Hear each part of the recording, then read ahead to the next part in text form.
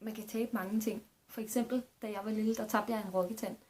Jeg boede på en gård, og nedenunder os, lige hernede faktisk, nedenunder, der boede en meget lille dame, der hed Camilla. Så jeg gik ned ad trappen, ned til Camilla med min tand, fordi jeg havde en plan. Jeg ville nemlig prøve at finde ud af, om tandfeen rent faktisk fandtes, eller om det bare var noget, mine forældre havde fundet på.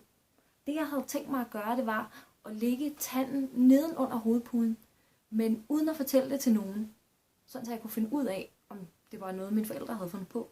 Der havnede Camilla i et stort dilemma, fordi skulle hun fortælle mine forældre, hvad jeg havde sagt til hende, og måske sørge for, at jeg ikke tabte troen på tandfeen, eller skulle hun holde på hemmeligheden og sørge for, at jeg ikke tabte tilliden til hende.